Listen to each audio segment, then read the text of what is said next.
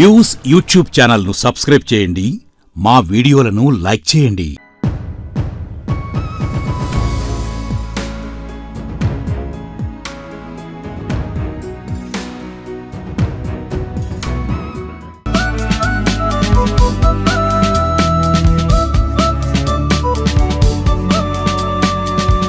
అయితే అక్కడ మీ మాధవపెద్ది సత్యం గారు అబ్బాయితో మాట్లాడినప్పుడు వాళ్ళ నాన్నగారి గురించి మాట్లాడుతున్నప్పుడు మూర్తి గారు అంటారు కదా, వాళ్ళ నాన్నగారు చాలా సింపుల్ గా ఉండేవారిని, సైకిల్ మీదే వెళ్లి కూరలు అవి తెస్తూ ఉండేవారిని అన్నారు.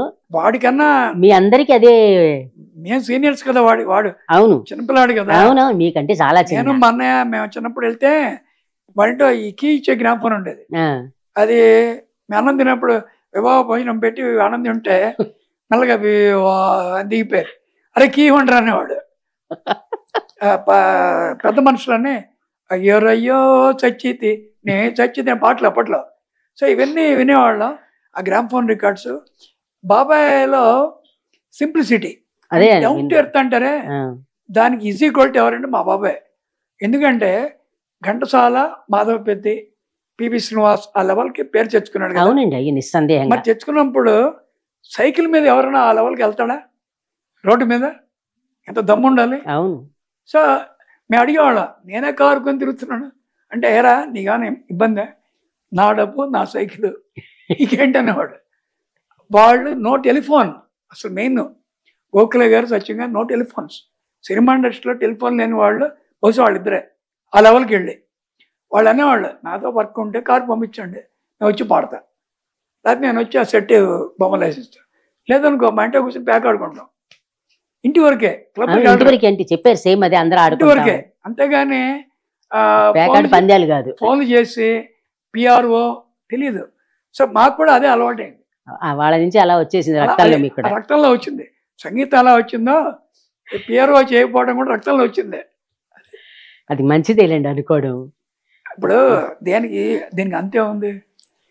మనకు కావాల్సింది ఏంటంటే చక్కగా ఆకలి వేయాలి, మంచి భోజనం చేయాలి, క్వాలిటీ మీల్స్ తినగలిగే, అరాయించుకునే ఓపిక ఉండాలి, అది ఇది కరెక్ట్, బాగా పడుకోవాలి. రెండు అవసరం. నాకు రా అంటే నిద్ర వస్తుంది, పో అంటే నిద్రపోతుంది. ఇంతకన్నా ఎన్ని కోట్లు ఉంటే ఏం సుఖం. అమ్మో, ఇది మాత్రం అసలు అండర్లైన్ చేసుకోవాల్సిన విషయం. అది ఇంపార్టెంట్ కదా. ఇక్కడ అదే ఒక రెండు విషయాలు అడగాలి, మర్చిపోతానని అడుగుతున్నా. మీరు ఇన్ని చేసిన పాటల్లో మీకంటూ ఒక ఇష్టమైన పాట ఉంటుంది? అలా ఏం లేదమ్మా, నాకు ఇష్టం. నేనే నాలోనే ఒక ఎడిటర్ ఉంటాడు. నేను ఇచ్చే ముందే ఎవరికైనా ఏ పాటైనా సరే అది 10 సార్లు అనుకుని 10 రకాల చిక్కులు చేసుకుని ఇది బాగుంటుంది అని మేక్ కొడితే గ్యారెంటీగా అవతల వాడుకుని వస్తుంది. అలా లేకపోతే అసలు మ్యూజిక్ చేయను. ఎందుకంటే నేను బాగా చేయాలనే తపన కోసమే వచ్చిన వాడిని, తపనతో. సో నాకు ఒక పాట ఎలా నచ్చుతుంది? ఎన్ని చేసినా మనం ఇది ఒకటి అనే జనరల్ గా అనుకుంటూ ఉంటాం కదా. సినిమా వరకు సినిమా హిట్ అవుతే భైరవ దీపం డైరెక్టర్, అది వేరు, అది వేరు. నేను ప్రైవేట్ ఆల్బమ్స్ లో దీన్ని మించి ఎన్నో చేశా. 100 రాగాలతో బాలసుబ్రహ్మణ్యం గారితో పాటించా. అది ఎవరికి తెలుసు, ఎవరికి తెలియదు. సినిమా కాకపోవడం వల్ల కొంచెం తక్కువ మందికి తెలియదు. సో సినిమా అని ఇప్పుడు మాధ్యమం, టీవీ మాధ్యమం కాబట్టి ఆయన బాగా చేస్తాడండి అని అంటారు. సో ఇదేంటంటే మనం ఏం చెప్తాం, ఎవరి అది లలాట లిఖా. అందుకనే నేను ఎప్పుడు చెప్పే ప్రారంభం, man is 0, God is only 1. And God is with man, then only man will become 10. ఇది నేను అర్థం చేసుకుంది అంతే. అలాగే రైలు పట్టాలు చెప్పారు, 2 రైలు పట్టాలు ఉంటాయి, ఒకటి అటాచ్మెంట్, ఒకటి డిటాచ్మెంట్. అమ్మ పోయిందని మన కొడుకు పోడు కదా, పెళ్ళం పోతే 3 పోట్ల. సో ఇవన్నీ ఏం లేదు, అటాచ్మెంట్ ఎంత పెట్టుకుంటాం, డిటాచ్మెంట్ కూడా పెట్టుకోవాలి అని నేను నేర్చుకున్నా నా జీవితంలో. నిజమే, మీరు ఇలా అంటే నాకు వేమనది గుర్తొస్తుంది, సతులు సుతులు మాయ సంసారములు మాయ అంటాడు. నేనే చెప్తామా, ఎందుకు బాధపడ. నా వరకు నాకు 2 తప్పులు చేసే జీవితం డబ్బు విషయంలో. ఒకళ్ళు నమ్మి ఒక సైట్ ఒరిజినల్ డాక్యుమెంట్స్ ఇచ్చా, దానివల్ల నేను నష్టపోయింది 5 కోట్లు. ఇటీవల ఒక అతను నమ్మి నా సంస్కారం పేరు చెప్పను, ప్రస్తుతం అతను చర్లపల్లి జైల్లో ఉన్నాడు. నా బొమ్మ వేసుకొని నేను ఒక బ్రాండ్ అంబాసిడర్గా, ఆయన మంచి పేరు సంపాదించుకున్నాడు, ఒక రియల్ ఎస్టేట్ ఓనర్. నాకు పెద్ద రూపాయి ఇచ్చింది ఏం లేదు, నాకు కచేరీ డబ్బులు ఇచ్చాను అంతవరకే. అది కూడా అంతవరకే 3 కోట్ల రూపాయలు ఇచ్చా క్యాష్. అతనికి 3.5 ఏళ్ళు ఇంత లేదు. నేను లెక్కలు చూసుకుని 4 కోట్లు పైన రావాలి. నేను ఏం పెట్టుకుంటా అంటే భగవంతుడికి, నాయన 2 ఆడపిల్లలు ఉన్నారు అతనికి, వాళ్ళ సంసారం బాగుండాలి, అతను తప్పు తెలుసుకొని ఎవరు పెద్దవాళ్ళు కాళ్ళు పట్టుకుని ఎదిగి ఇతను కోటీశ్వరుడు అవ్వాలి, నాలాగా ఎంతోమంది ఉంటారు కదా వాళ్ళందరికీ వడ్డీతో సహా తీర్చాలి, దీనికి ఒక మహానుభావుడిని మీరే ఏర్పాటు చేయండి, దైవ మానుష రూపాయని అంటారు కదా అని పెట్టుకుంటాను తప్పితే వాడు నాశనం అయిపోవాలని మాత్రం నా జీవితంలో పెట్టుకోను. అది ఆ స్థితప్రజ్ఞత నాకు వచ్చేసింది ఆల్రెడీ. అది ఆ సంస్కారం పెద్దవాళ్ళ నుంచి అలవాటు. స్థితప్రజ్ఞత కూడా అది నిజంగా రాదు. అది స్థితప్రజ్ఞత అనేది చాలా రేరుగా అలవాటు అవుతుంది. అన్నీ చూసాం కాబట్టి నాకు ఐఎమ్ వెరీ హ్యాపీ. నాకు ఏది అంటుకోదు. నన్ను తిట్టినా దొంగ వచ్చినా అన్నం వడ్డిస్తాను, తిన్న తర్వాత 10 పూటలతో 1 పూటతో వేస్తే వెళ్ళిపోవాలి నేను అంటా. వాడేం చేస్తాడు ఇక? అంటే ఇదంతా కూడా మీకు కుటుంబంలో నుంచి నేర్చుకున్నది, కొంత మీరు చూసిన ప్రపంచం. అయితే ఇప్పుడు మీరు 70+ అనుకుంటున్నాను నేను, ఏజ్ 74 వస్తుంది ఇప్పుడు. మీరు ఇంత అంటే సంగీతం గారిని కూడా అనుకున్నాం మనం, 94 ఏళ్ళు వచ్చిన టూ యాక్టివ్. అంటే మీరు ఇంత యాక్టివ్గా హెల్దీగా పాజిటివ్గా ఉండడం వల్లే ఈ 2 సాధ్యపడ్డాయా? ఫుడ్ హ్యాబిట్స్ కూడా? No doubt.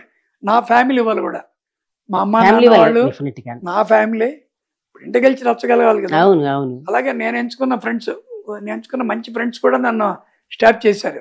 అయినా నేను బాధపడలా, వాళ్ళు బాగుండాలని దండం పెట్టుకుంటా. బట్ ఒకటేంటంటే మనం ప్రతివాడికి నేను అదే చెప్తాను, ఎప్పుడు బాధపడకండి, ఇది లేదు అది లేదు అనారోగ్యం అన్ని టెంపరీ, అన్ని మనలోనే ఉంటాయి అని చెప్తుంటే వాళ్ళకి. సింగర్స్ మీరు పాత సింగర్స్ ఇప్పుడు సింగర్స్ అంటే పోల్చమని అట్లా అని కాదు, మారుతున్న ప్రకారంగా అంతా మారుతూ ఉంటుంది. కానీ పాత వాళ్ళ పాటలు వింటే కనుక ఆ గొంతులో భావం ధ్వనించేది. ముఖ్యంగా ఘంటసాల గారు పాడుతున్నారు అనుకోండి, కళ్ళు మూసుకుని వింటే మన కళ్ళలో నీళ్ళు వస్తాయి, విషాద గీతాలు. ఇంక ఇప్పుడు ఎవరు పాడినా మనం నవ్వుకుంటున్నాం, ఏడుపు పాట పాడినా. అలా సినిమాలో అదే విధంగా సంగీత దర్శకుల్లో కూడా చాలా మార్పు వచ్చింది. అంటే హడావిడి మ్యూజిక్ అవ్వనండి, కాలానుగుణంగా మారచ్చు. కానీ అన్నిటికీ మెయిన్ మనీ ఎర్నింగ్. ఆ మనీ వల్ల మనుషుల మార్పు వచ్చేస్తుంది. ఇప్పుడు నెలకి నేను ఇంతే ఇస్తాను, నువ్వు మ్యూజిక్ చేయంటే మనం చేస్తాంగా. మేము ఇప్పుడు ఈటీవీలో మంత్లీ నేను చేసిన పనికి లెక్క కట్టి ఇంత అమౌంట్ ఇచ్చేవాళ్ళు. సంతోషంగా తీసుకునేవాళ్ళు, చాలా హ్యాపీ ఆనందంగా ఫీల్ అయ్యేవాళ్ళు. అది ఎంత అమౌంట్ అని అవ్వచ్చు, వాళ్ళు పరిధి పెట్టుకుంటారు ఎవరు లెక్క వాళ్ళకు. ఇవాళ ఇండస్ట్రీ ఎలా ఉందంటే, డబ్బులు లేని వాళ్ళు కొంతమంది ప్రొడ్యూసర్స్, వాళ్ళకి డబ్బులు ఉండవు, ఇప్పుడు బెనామీలు. స్టార్ట్ చెప్తాడు డైరెక్టర్, కట్ ఎక్కడ చెప్పాలో తెలియదు. సరిగమలు క్షుణ్ణంగా తెలియని చాలామంది మహానుభావులు కూడా మ్యూజిక్ డైరెక్టర్సే. భాష పరిజ్ఞానం లేని వాళ్ళు హీరోస్ హీరోయిన్స్ వస్తున్నారు.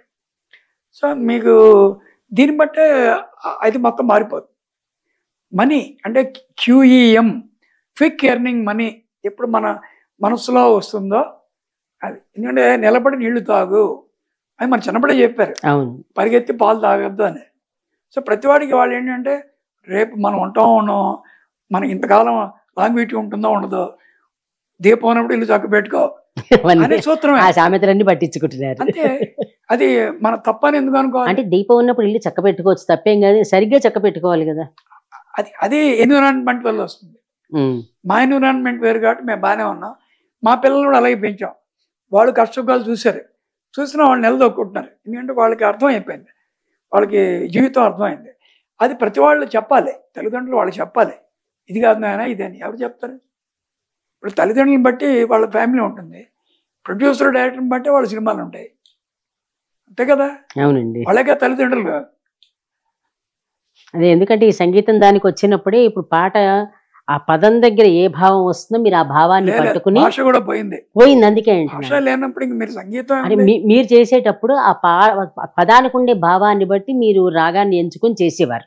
ఇప్పుడు మరి కీరవాణి అందరూ చేస్తున్నారు, అవును, చేయటం కాదు. కాకపోతే ఏంటి, ఇప్పుడు అప్పుడు ఒక సరైన కాంబినేషన్ ఉండేది. ఒక పెండ్యాల, సీనియర్ సముద్రాల, లేకపోతే పింగళ నాగేంద్రరావు గారు, అవును, ఒక కాంబినేషన్, నారాయణ రెడ్డి గారు, అలా వాళ్ళు ఘంటసాల గారు, సుశీల్ గారు ఒక కాంబినేషన్ అది. అవునండి. సో ఆ కాంబినేషన్ అంటే ఆ ఎన్విరాన్మెంట్ బాగుండేది.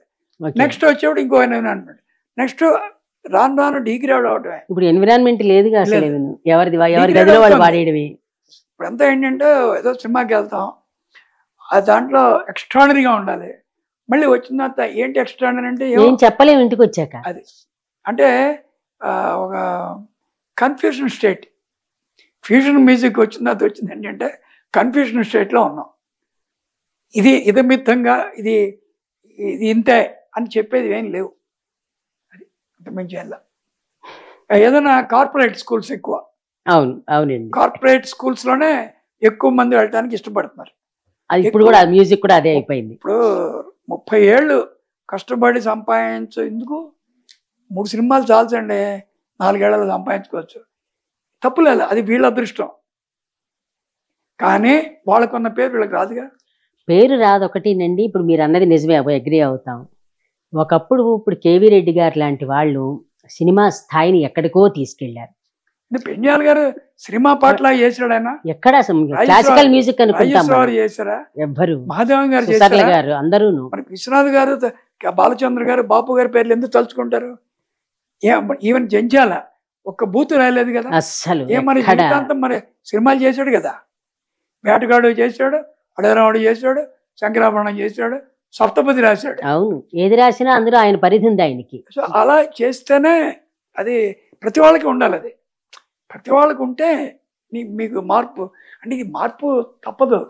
మన పిల్లలే మన తాతగారి లాగా మనల్ని, అది అందుకే అగ్రీ అవుతాం మనం. అదే సినిమా కూడా అంతే.